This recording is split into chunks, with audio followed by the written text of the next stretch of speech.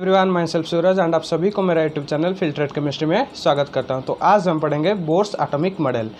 तो पढ़ने से पहले मैं आपको एक चीज़ बता दूं, अगर आपने अभी तक हमारे चैनल को सब्सक्राइब नहीं किया है तो जल्दी से जाके सब्सक्राइब करें और पास वाले बेल आइकन को दबा के ऑल नोटिफिकेशन ऑन कर लीजिए ताकि हमारे आने वाले वीडियो की नोटिफिकेशन आप तक जल्दी पहुँच जाए। तो आइए शुरू करते हैं बोर्स एटॉमिक मॉडल।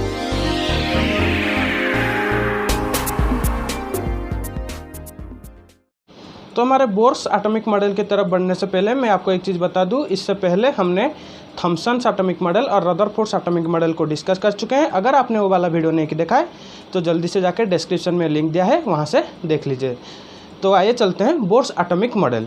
तो रदरफोर्ड का जो ड्रॉबैक था उसको अवॉइड करने के लिए और जो hydrogen spectrum and the structure of atom को डिस्क्राइब करने के लिए हमारे बोर्स ने जो मॉडल दिए थे उसको हम बोलते हैं बोर्स एटॉमिक मॉडल। तो आइए इनके पोस्टुलेट्स की तरफ चलते हैं। Bohr's atomic model given by Niels Bohr in 1913। Given by Niels Bohr in 1913 में नील्स बोर ने ये वाला मॉडल दिया था। इसका पहला पोस्टुलेट क्या कहता है? An atom consist of small heavy positively charge nucleus in the centre of the atom and the electrons are revolving around the nucleus in fix circular path called orbit और stationary state. इसको हम अच्छे तरह से समझते हैं। An atom consist of, एक आटम किस किस चीज़ों से कंसिस्ट होता है? The small heavy positively charge nucleus, ये small heavy positively charge nucleus होता है और उसके चारों तरफ क्या होते हैं? ऑर्बिट्स होते हैं जो फिक्स सर्कुलर पाथ में हमारा इलेक्ट्रॉन्स रिवॉल्व करता है, उसको हम बोलते हैं ऑर्बिट्स। और क्या बोलते हैं? इंपॉर्टेंट पॉइंट है स्टेशनरी स्टेट्स। इसको हम स्टेशनरी स्टेट्स क्यों बोलते हैं? क्योंकि इसका एनर्जी जो है कांस्टेंट होता है। एक ये जो हो गया एक स्टेशनरी स्टेट, दो ये हो गया, तीन ये क्या हो गया? ऑर्बिट और स्टेशनरी स्टेट। इसका एनर्जी जो है कांस्टेंट है। ये एक बोर्स ने इसको कांस्टेंट एनर्जी बोला था। ये रदरफोर्ड के एक बड़ा ही ड्रॉबैक को अवॉइड करके ये बनाया गया है। रदरफोर्ड ने क्या कहा? इलेक्ट्रॉन धीरे धीरे क्या करेगा?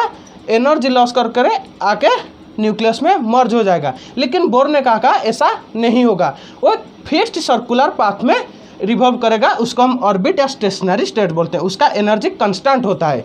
तो या ये आके न्यूक्लियस में इलेक्ट्रॉन मर्ज नहीं करेगा। एक बड़ा पोस्टुलेट्स दिए थे नील्स बोर ने।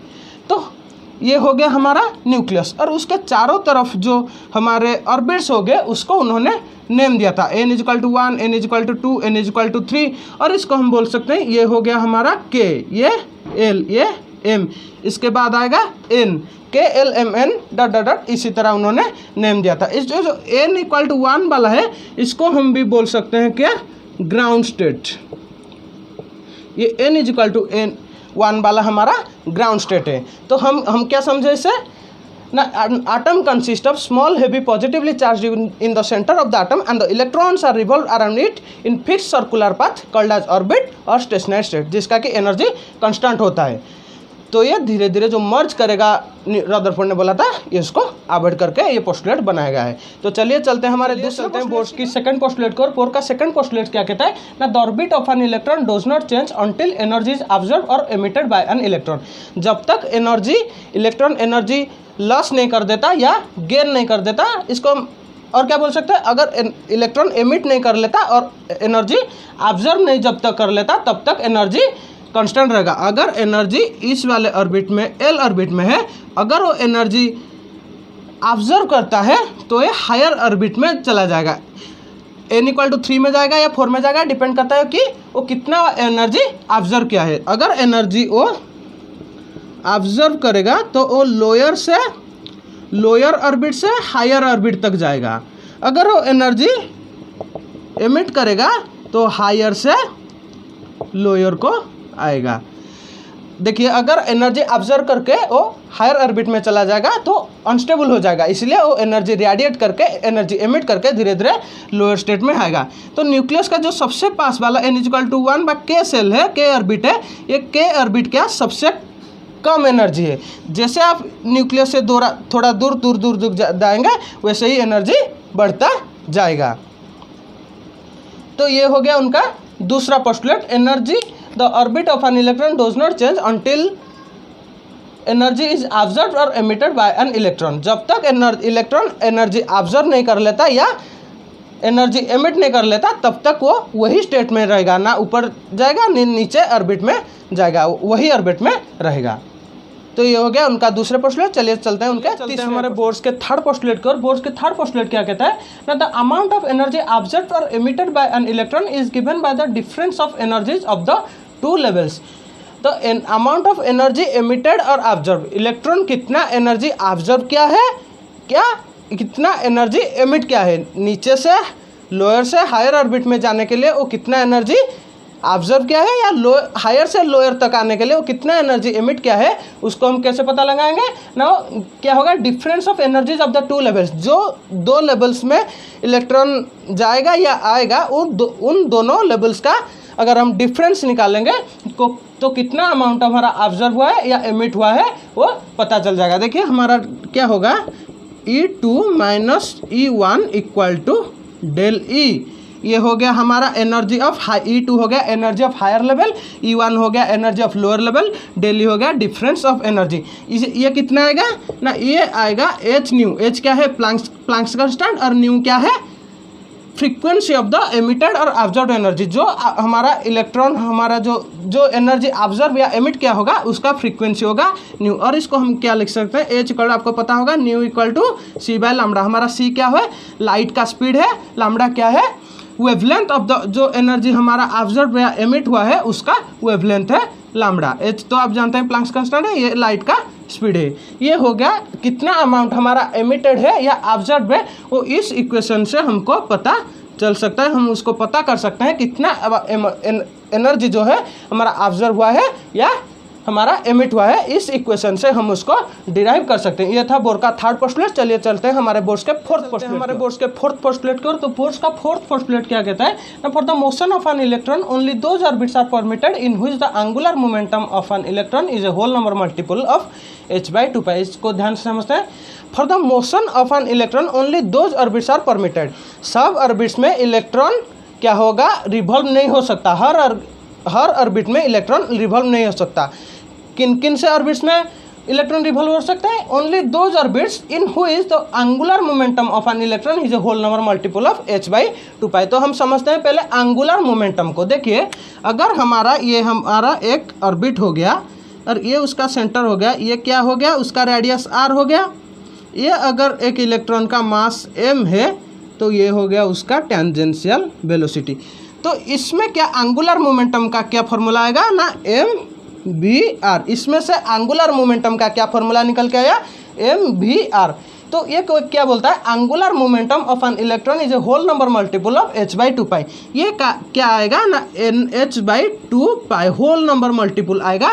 n क्या है, 1 2 3 4 5। किसके लिए ना, अगर हमारा पहला वाला रेडियस है n equal to n 1 radius by k radius, उसके लिए हम n को 1 पुट करेंगे। अगर हमारा दूसरा ऑर्बिट है तो n को 2 पुट करेंगे। अगर हमारा तीसरा जो ऑर्बिट है, अगर हमारा तीसरा ऑर्बिट है तो n इक्वल टू 3 पुट करेंगे। ये h क्या हो गया, प्लैंक्स कांस्टेंट, पाई तो 22/7, 2 को 2, r हो गया रेडियस ऑफ द ऑर्बिट। जो ऑर्बिट को हम लेंगे उसका r क्या आएगा, रेडियस आएगा, v इक्वल टू आएगा tangential velocity, m equal to mass of the electron. जो ऑर्बिट इस फॉर्मूला को सेटिस्फाई करेगा उसी ऑर्बिट में इलेक्ट्रॉन रिवॉल्व हो सकते हैं। सब ऑर्बिट में इलेक्ट्रॉन रिवॉल्व नहीं हो सकते। Only those orbit in which the angular momentum of an electron is whole number multiple of nh/2π। जिस ऑर्बिट में एंगुलर मोमेंटम इलेक्ट्रॉन का कितना आएगा, nh/2π के बराबर आएगा, उसी ऑर्बिट में इलेक्ट्रॉन हमारा क्या हो गए, रिवॉल्व हो गए। ये था बोर का चौथा पोस्टुलेट। तो आइए चलते हैं हमारे बोर के जो ड्रॉबैक्स के तरफ। हम बोर के ड्रॉबैक की तरफ, उनका जो पहला ड्रॉबैक था वो क्या था, it can not explain the spectra of multi electron atoms और आयन्स। बोर क्या कर रहे थे ना, वो सिर्फ हाइड्रोजन के स्पेक्ट्रा को एक्सप्लेन कर रहे थे, जिसमें कि एक इलेक्ट्रॉन स्पेसीज था। जैसे हम हाइड्रोजन ही सिर्फ एक आटम है जिसका ही एक इलेक्ट्रॉन है, एक ही इलेक्ट्रॉन है। और जो आयन्स हो गए, हमारा हीलियम प्लस हो गया या लिथियम 2+ हो गया, उसमें भी एक इलेक्ट्रॉन है। वो सिर्फ वही वाला एक इलेक्ट्रॉन जो आटम, एक इलेक्ट्रॉन वाला आटम या जो आयन हो गए, उसी को स्पेक्ट्रा को वो सिर्फ डिफाइन कर रहे थे। वो मल्टी इलेक्ट्रॉन वाले आटम और आयन के स्पेक्ट्रा को वो डिस्कस नहीं कर रहे थे। हाइड्रोजन स्पेक्ट्रा क्या है जस्ट इसके नेक्स्ट पार्ट में हम पढ़ेंगे, तो हमारे साथ बने रहिए। तो देखिए ये वाला क्या हो गया, explain the spectra of multi electron atoms और आयन्स। वो सिर्फ क्या के ना एक इलेक्ट्रॉन वाला जो आटम हो गया, आयन हो गया, उसी को स्पेक्ट्रा को डिफाइन कर रहे थे, लेकिन जो मल्टी इलेक्ट्रॉन वाला आटम आयन है उसी का जो स्पेक्ट्रा आएगा उसको ये डिफाइन नहीं कर पाए थे। जो तो उनका दूसरा ड्रॉबैक था, according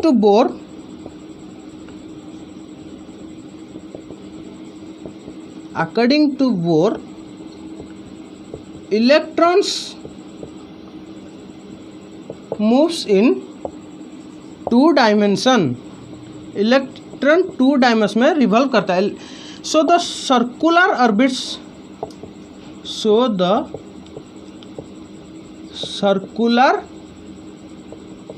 orbits of electrons are planar, but modern research shows that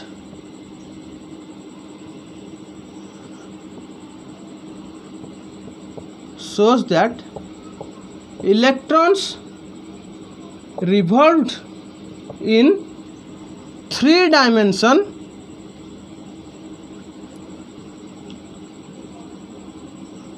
around the nucleus।